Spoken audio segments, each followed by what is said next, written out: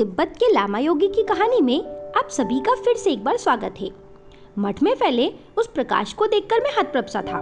मुझे आश्चर्यचकित और अवाक देखकर लामा ह्युंगचांग बोले, इस मठ के मुख्य मुख्य स्थानों पर एक विशेष प्रकार के ऐसे पत्थर के टुकड़े लगाए गए हैं जिनमें प्रायः सभी धातुओं का सम्मिश्रण पाया जाता है। घड़ियाल से उत्पन्न होने वाली ध्वनि उन टुकड़ों से टकराती है तो उसके स्पंदन शक्ति के फलस्वरूप उन टुकड़ों से अपने आप प्रकाश निकलने लगता है। वास्तव में ये ध्वनि विज्ञान का एक विशिष्ट अंग है। जहाँ ध्वनि है वहाँ प्रकाश है, इसी प्रकार जहाँ प्रकाश है वहाँ ध्वनि है। ये ध्वनि का सिद्धांत है। ध्वनि से प्रकाश होने की बात निसंदेह विलक्षण है। विज्ञान से प्रमाणित और न सिद्ध होने पर भी इसे अप्राकृतिक नहीं कहा जाएगा। जिन चमत्कारों को मैंने अपनी आंखों से देखा वे निश्चय ही अविश्वसनीय हैं, लेकिन अप्राकृतिक नहीं है। कलकत्ता के विक्टोरिया मेमोरियल के अध्यक्ष वीडी अनवरे ने भी तिब्बत में इसी प्रकार की चमत्कारपूर्ण अविश्वसनीय घटनाओं को देखा था, जिसका वर्णन उन्होंने पटना की एक विद्वत सभा के सामने किया था। कहने की आवश्यकता नहीं है कि अपने 3 वर्ष के तिब्बत प्रवास काल में मैंने अनेक ऐसी घटनाओं को घटते हुए देखा, ऐसे अद्भुत और अविश्वसनीय दृश्यों को देखा और ऐसे चमत्कारों को भी देखा जिन पर किंचित मात्र विश्वास नहीं किया जा सकता। वास्तव में प्रकृति के विशाल और गूढ़ नियमों की अज्ञानता के कारण ही उन्हें विश्वास के योग्य हम नहीं समझते। लेकिन सत्य तो है, उसके लिए प्रमाण की आवश्यकता नहीं है। प्रमाण तो उसके लिए आवश्यक है जो असत्य है। तिब्बत में कुल 300 मठ हैं, जिनमें सर्वाधिक दुर्गम और रहस्यमय मठ है गर्सियांग। मठ में जाने के लिए केवल एक ही मार्ग है और वह अंधकार में डूबी हुई लगभग 1 मील लंबी गुफा। बाहरी दुनिया से बिल्कुल अलग और सर्वसाधारण लोगों के लिए अपरिचित वो मठ अपने आप में एक इतिहास है और वो इतिहास काफी पुराना है, लगभग हजारों वर्ष। मठ का वातावरण अत्यंत रहस्यमय लगा मुझे। ऐसा लगा मानो किसी अनजाने लोक में आ गया हूँ मैं। मठ काफी लंबा चौड़ा और विशाल था। मठ के बीच में एक काफी बड़ा प्रांगण था, जिसके चारों ओर दालान थे और उसके बाद थे छोटे छोटे साधना गृह। प्रांगण के बिल्कुल बीच में लाल पत्थर की ऊंची वेदी थी, जिस पर महाकाल के प्रतीक शमशान भैरव की अट्टहास करती हुई भयंकर मूर्ति स्थापित थी। वह मूर्ति लगभग 10 फीट ऊंची अवश्य रही होगी। मूर्ति काले पत्थर की थी और चतुर्भुजी थी। ऊपर से 2 हाथों में काल पाश और गदा थी। नीचे के 2 हाथों में अंकुश और अग्निपात्र थे। गले में नरमुंड की माला झूल रही थी, नकली नहीं बल्कि असली नरमुंडों की। मालूम हुआ कि मठ में जिनकी बलि दी गई थी कभी उन्हीं के नरमुंड थे वे। मूर्ति के दोनों पैर नर नारी के हृदय पर थे और गतिशील मुद्रा में थे। शमशान भैरव की वो मूर्ति सजीव लगी मुझे। सारा शरीर रोमांचित हो उठा मेरा भय और आतंक से। दूसरे क्षण अपनी दृष्टि हटा ली मैंने वहां से। प्रतिमा के ठीक सामने बलि वेदी थी, जिस पर कभी किसी समय शमशान भैरव को प्रसन्न करने और अपनी साधना को पूर्ण करने के उद्देश्य से नरबलि दी जाती थी।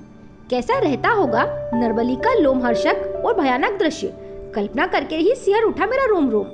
प्रधान लामा और उनकी शिष्य मंडली के अलावा उस रहस्यमय मठ में साधक गण भी निवास करते थे, जिनकी संख्या 25 थी। उन साधकों में एक थे वज्र संपत युवा थे और अत्यंत विनम्र और मृदुभाषी थे। वे योग और तंत्र के विद्वान तो थे ही, साथ में साधक भी थे। उनका मुखमंडल हमेशा साधना के तेज से दपदप करता रहता था। उन्होंने बताया कि मठ में बाहरी लोगों का प्रवेश पूर्णतः वर्जित है। आप ही पहले व्यक्ति हैं जिसने इस मठ में प्रवेश किया है। इसमें प्रधान लामा की कृपा ही समझना चाहिए। वैसे देखा जाए तो इस मठ के अस्तित्व का ज्ञान स्वयं तिब्बत वासियों को भी बहुत कम है। वास्तव में यह अत्यंत गुप्त मठ है।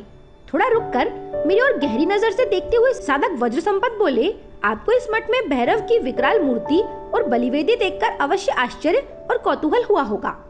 सिर हिलाकर मैंने उत्तर दिया, जी हाँ, वास्तव में यह मठ कभी कापालिकों का था। मैंने पूछा, कापालिकों का? उन्होंने कहा, हाँ, कापालिकों का। आदि शंकराचार्य से तो अवश्य परिचित होंगे आप। उन्हीं के समय में इस मठ का निर्माण हुआ था और स्थापित हुई थी भैरव और भैरवी की मूर्ति भी। मैंने आश्चर्य से पूछा, भैरवी की भी मूर्ति इस मठ में है? उन्होंने कहा, हाँ, आंगन के नीचे गर्भगृह है, उसी गर्भगृह में स्थापित है शमशान भैरवी की मूर्ति। मैंने पूछा, क्या मैं उसे देख सकता हूँ? उन्होंने कहा, अवश्य, आइए मेरे साथ चलिए। प्रांगण के बगल में एक छोटा सा कमरा था। उसी कमरे से नीचे गर्भगृह में जाने के लिए सीढ़ियां बनी हुई थी। वहाँ बहुत अंधेरा था। किसी प्रकार टटोल कर नीचे उतरा मैं साधक वज्र संपत के साथ। गर्भगृह भी घोर अंधकार में डूबा था, मगर वहाँ भी ध्वनि प्रकाश की व्यवस्था थी। घड़ियाल पर मुंगरी की चोट पड़ते ही सारा गर्भगृह प्रकाश से भर उठा और उस प्रकाश में सर्वप्रथम मेरी दृष्टि जिस पर पड़ी वो थी महाशमशान भैरवी की आदमकद मूर्ति। एक ऊंची वेदी पर स्थापित थी, काले पत्थर की बनी हुई थी वो मूर्ति। महाशमशान भैरवी की उस मूर्ति को देखकर रोमांचित हो उठा मेरा सारा शरीर। 4 हाथ और उन चारों हाथों में खड़ग, पाश, नरमुंड और अग्निपात्र, गले में वास्तविक नरमुंडों की माला, क्रोध से भरे नेत्र और बाहर की ओर निकली जिह्वा। उस मुक्तकेशी को देखकर कौन भयभीत नहीं हो सकता था। वहां भी बलि वेदी थी। साधक वज्रसंपत ने उसकी ओर संकेत करते हुए कहा, आप भैरवी के गले में जिन मनुष्यों के मुंडों की माला देख रहे हैं, उनकी बलि कभी इसी वेदी पर दी गई थी। इसी प्रकार उन लोगों की भी बलि दी गई थी जिनके मुंड की माला शमशान भैरव ने धारण की है। शमशान भैरवी के हाथ में आप जिस मुंड को देख रहे हैं वो एक युवती की है। मैंने पूछा, कौन थी वो युवती? मेरा प्रश्न सुनकर साधक वज्रसंपत कुछ क्षण मौन रहे, फिर मूर्ति की ओर देखते हुए बोले, इस विषय में अधिक तो मैं नहीं जानता, बस इतना ही जानता हूँ कि कोई राजकुमारी थी वो। नाम था बिंदुमती। कापालिक भैरवानंद की भैरवी थी वो। शमशान भैरवी की पाषाण प्रतिमा में प्राण प्रतिष्ठा नहीं हो पा रही थी। जब भी वो कापालिक माँ को पुष्पांजलि अर्पित करता, माँ स्वीकार ना करती उसे। उनकी इच्छा तो कुछ और ही थी, और वो थी बिंदुमती की बलि।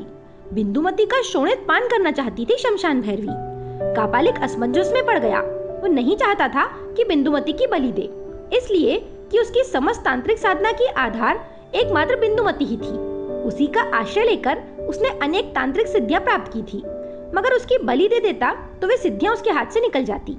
पूरे 3 दिन तक लगातार वो कापालिक माँ के चरण पकड़कर रोता रहा, विलाप करता रहा और करुण स्वर में कहता रहा, माँ महामाया, मैंने तुम्हारी कठोर साधना की है। बिंदुमती के बदले में अपनी बलि देने को तैयार हूँ, तो मुझे स्वीकार कर मेरे शोणित का पान कर। बिंदुमती को छोड़ दे। ये कहकर वो बार बार बलि देने वाला विशाल खड़ग उठा लेता, लेकिन कोई अदृश्य शक्ति उसका हाथ थाम लेती। मैंने उत्सुक होकर पूछा, फिर क्या हुआ? होगा क्या? शमशान भैरवी की ही इच्छा पूर्ण हुई। दीपावली की ही महानिशा बेला में बलि दे दी गई इसी बलि वेदी पर बिंदुमती की। अपने हाथों से बलि दी कापालिक भैरवानंद ने। कौन था कापालिक भैरवानंद और उसने क्यों इस दुर्गम स्थान पर मठ का निर्माण किया? इसका एक लंबा चौड़ा इतिहास है जो आदि शंकराचार्य के समय से शुरू होता है। मैंने पूछा, क्या आप थोड़ा प्रकाश डाल सकते हैं अंधकार में डूबे इस इतिहास पर? मेरी बात सुनकर वज्रसंपत थोड़ी देर मौन रहे, कुछ सोचने लगे, फिर बोले, जिस सीमा तक मैंने इस विषय का अध्ययन किया है उसके अनुसार गुप्तवर्धन युग भारतीय धर्म संस्कृति और विभिन्न साधनाओं के इतिहास में अपना विशेष महत्व रखता है। यदि कहा जाए कि वैदिक, बौद्ध और जैनियों का वो संघर्ष युग था तो अतिशयोक्ति ना होगी। आखिर क्या था गुप्तवर्धन युग का इतिहास? ये जानने के लिए आप अगला वीडियो जरूर देखें। मेरे साथ बने रहने के लिए आप सभी का धन्यवाद।